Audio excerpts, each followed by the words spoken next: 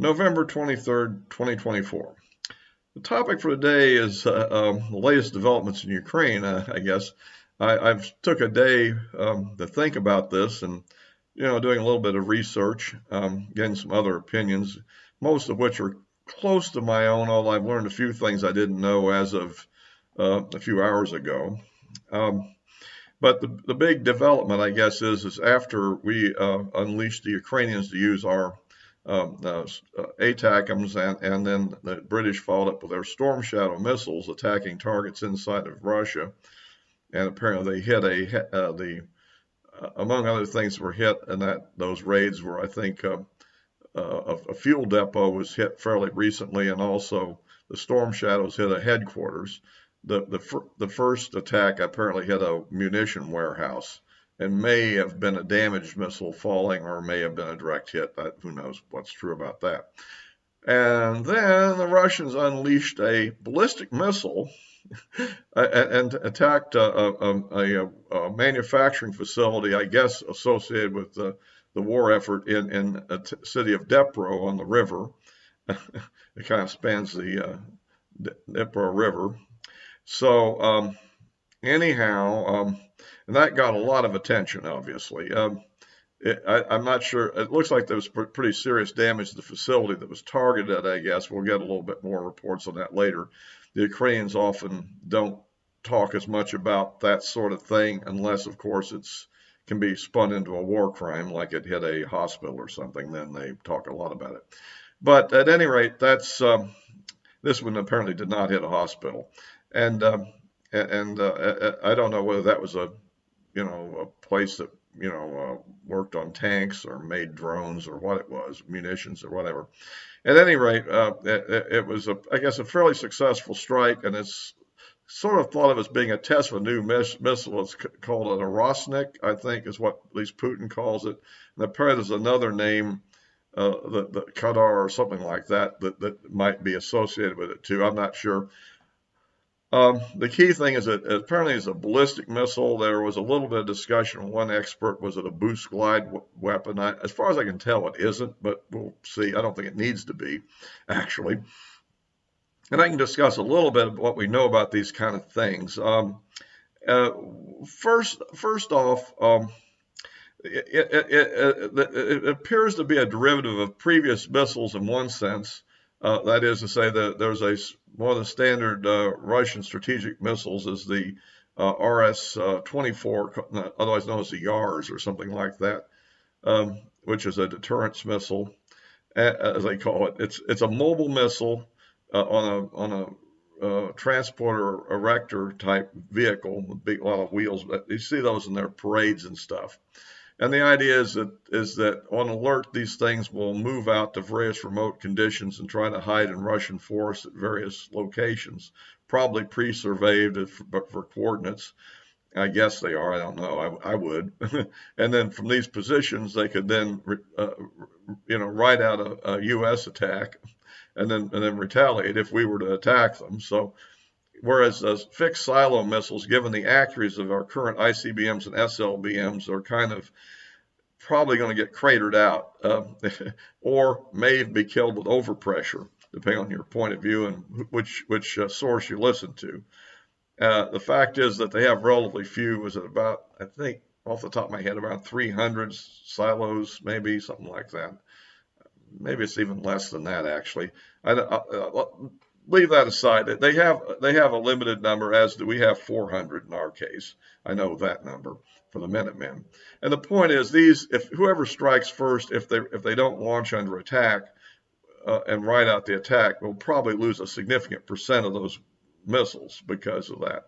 Where these mobile missiles will be dispersed, and the question is, it would be, unless you knew exactly where they were located, it would also require very rapid retargeting to actually, know to aim at a specific one of these with pre-positioned war plans.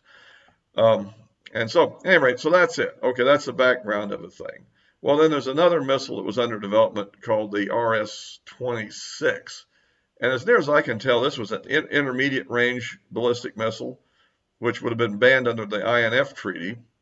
But which is interesting, they were actually working on this, but at any rate, I guess because of various disputes between the two countries, the U.S. pulled out of the INF treaty back a few years back under the Trump administration, and essentially with the war breaking out and everything, I guess they're out of it too. So, and one of the reasons we pulled out was, I think, less to do with the Russians and a desire to have intermediate range conventional missiles to be used in the Pacific against potential Chinese moves on Taiwan. Just to give you the rationale for why we probably did this. We also had a complaint that Russia was in violation, maybe, but the real reason I don't think was that. The real reason was that we actually needed these in the Pacific theater, and it was a worldwide ban on this kind of weapon. If Russia was, at any rate, this RS-26 was kind of a derivative of the 24, but as I understand it, has one less stage, so it's shorter range when you put the post-boost vehicle on top of it. Now, that's what carries the warheads. Well, this Oreshnik, or how you pronounce it, apparently is a derivative of that with a totally different warhead package, which is conventional.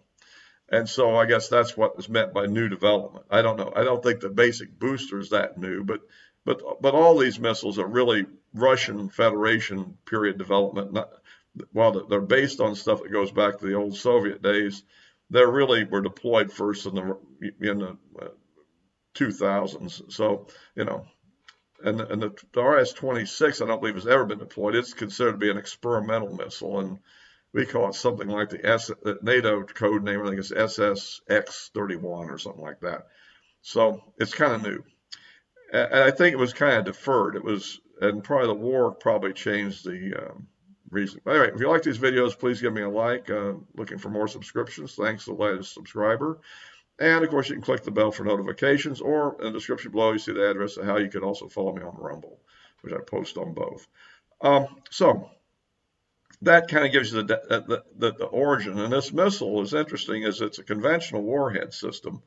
And there's a little bit of confusion, but I think we've figured out, apparently, it has 6 packages of submunitions so there's perhaps as much as 6 times 6, 36 warheads coming in. They're relatively small, I guess, depending on what the total throwaway of the system is, but they're still big compared to normal cluster munitions. The exact weight is a little I thought I had a good estimate earlier in the evening, and some latest information tells me maybe I was a little bit high on that. And depending on what the throw weight of the missile is, and that would depend a little bit on what kind of range they want to get out of it, of course. And that assumes that they could have even conceivably used all 3 stages. You see, you could have take an ICBM and turn it into a medium range missile, but just putting a heavier warhead on it, for instance. And the conventional package might be heavier because you want to, it takes more to do conventional. Okay, one nuclear bomb can do a lot of damage, but it takes a lot of conventional munitions to do the same. Not do the same, but to do enough damage for your mission. So anyhow, so let's say it is something like 6 submunitions for each of 6 packages, which are then independent. Each package is independently targeted, like a MIRV ICBM or IRBM, and then they split apart again. So that they come down. If you look at the video of that, they just come down in a big. Look, you can see how fast they're coming down at like Mach 10, and at that speed, the actual kinetic energy of the objects themselves is about on the level of what the equivalent weight of high explosive would be. And then you add to it, if they have explosive charges inside to detonate, that would kind of double the impact and maybe also make it more effective, because if it was purely kinetic, it would probably have a tendency to penetrate in the ground more, where if it blows up on contact with the ground, then it would tend to spread out more and be more destructive at the surface level target, if you're not trying to do it for an underground target, which you probably wouldn't want submunitions for an underground target anyhow. So anyway, this kind of gives you an idea of what this is. Now, potentially the range of this thing, depending on how heavy the warhead is, could pretty much cover almost all of Western Europe, all the way to the UK. So you can see it could cover almost all the NATO countries there, except it doesn't have the range to probably to reach the United States. So we're probably safe from that. But almost all the bases we have in Europe theoretically could be attacked with this thing, which is why I've noticed that I don't know if they've attacked Russia again with these missiles of our ATACMS or Storm Shadows since this thing came down or not. Maybe once, but it looks to me like maybe this is causing a little bit of pause in our thinking here. And Russia's claiming they have a stockpile of these, maybe, and some people think maybe 10. I don't know how many, but these would probably be used for very high value targets, like maybe the air base that the F-16s are, or the air base where the Su-24s that they carry the Storm Shadows are located. Because one of the things I've noticed is that they have to use their cruise missiles to reach these bases in far western Ukraine, near the Polish border, near the Romanian border. But if now, and of course there was some talk that they could use the Patriot systems that Poland has to intercept the Russian cruise missile by shooting across the border into Ukraine to bring them down. I don't think that's been authorized yet, but it's been touted and kind of rejected and back and forth. Okay. But now with this thing, I presume it has that much range, or they wouldn't be wasting your time. I think it can go a lot further than Dnipro. It also depends where you launch the thing from, too.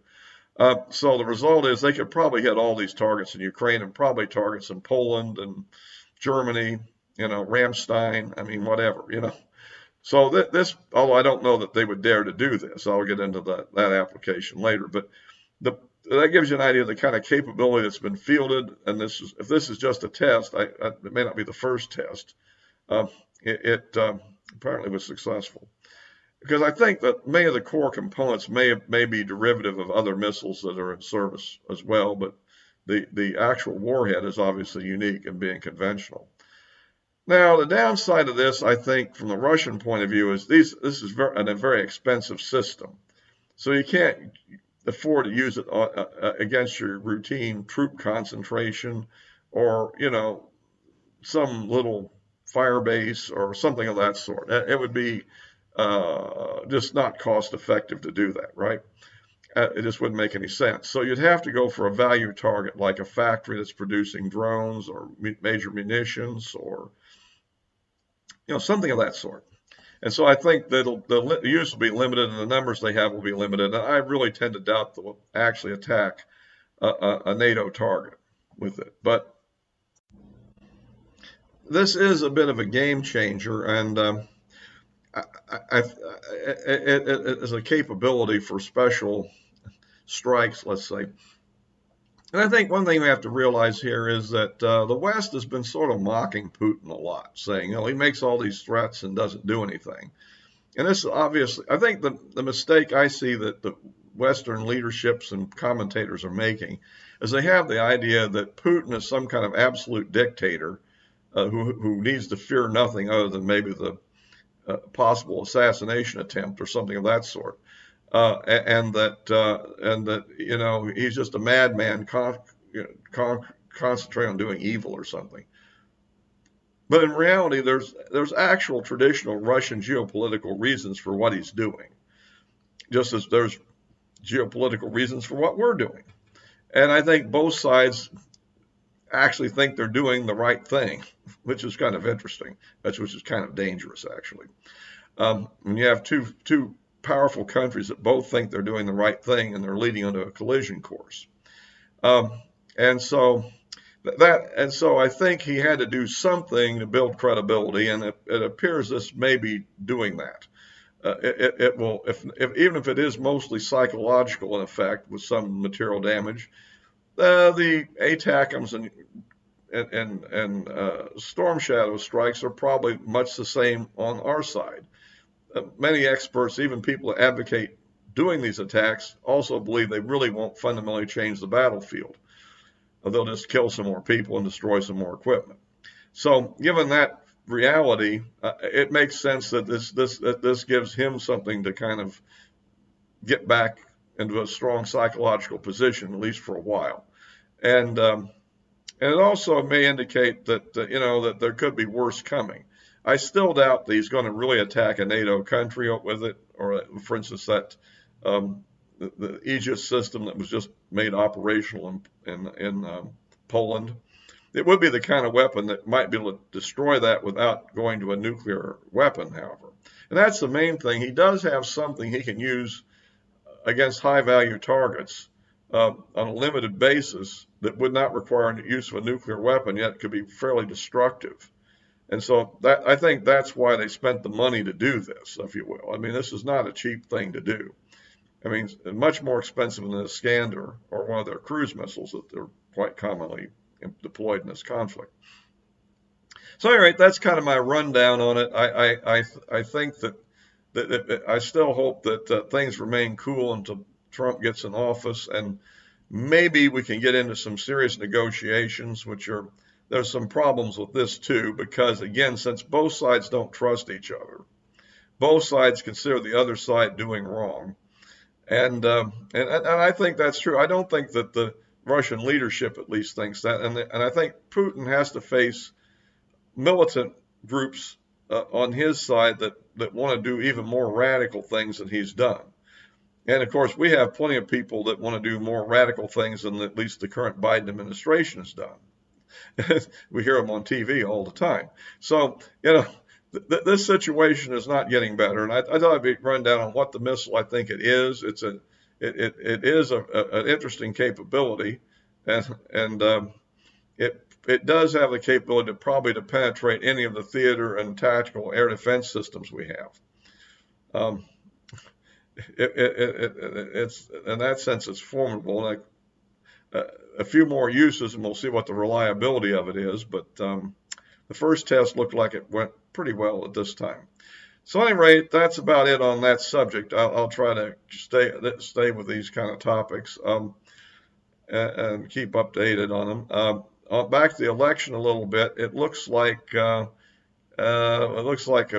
Republicans are probably losing another district. The California 45, Democrats have taken the lead, and it continues to grow. So that's not good for us. Hopefully something will happen positive. It probably is going to have a recount, but I don't feel good about it. And the lead in California 13 is shrinking. We're still ahead by 203, and the total numbers are growing on both sides significantly, but it's still shrinking a bit. And we're in a phase where people are going around doing what's called curing ballots, which is, they don't do that where I live, but at least I don't think they do. But they do a lot of that out there. And the idea is that I guess all the ballots that came in that were, I guess, supposed to vote for one party or the other, but haven't followed all the rules. They try to go find the people and get them to, I guess, re-vote or something, and then they submit that and count it. And so the activists on both sides apparently are going around looking for this, because anything that's coming in now has to be ballot curing, I think. I don't think all the ballots were supposed to be in, not this previous Tuesday, but the Tuesday before. But they've given them to something like December, I think the 1st, to continue to cure ballots. So, ouch. So we don't know how it's going to turn out, but I guess the question is which side has the most messed up ballots that were sent in and can find the person and get them to fix it. So we'll keep it. Looks bad. So the best number we're going to get now is, I think, 221. We did win Alaska, so we have 219. Gates isn't coming back, I hear, so because he could have taken the office on January the 5th, but apparently won't. I guess he doesn't want that report released. And the Iowa, I think it's pretty well static, but the Democrats looking for a recount. We're ahead by like 0.2%. Recount probably won't change anything there. This isn't California, it's Iowa. So we're probably looking at 220 or 221. So we're actually not doing as good as we did in the midterm, but we're close. But I just made the thought today that, everybody thought it was good. When Kevin McCarthy was running the House leadership, he was gaining seats every time. They got rid of Kevin McCarthy, and we're not gaining seats. Oh, well. So, all right, I'll wrap this up for now. I'll be posting on YouTube and Rumble, as always, and my You can follow me on my social media accounts. I post fairly frequently on X, so you can catch what I'm thinking about a variety of topics there. All for now.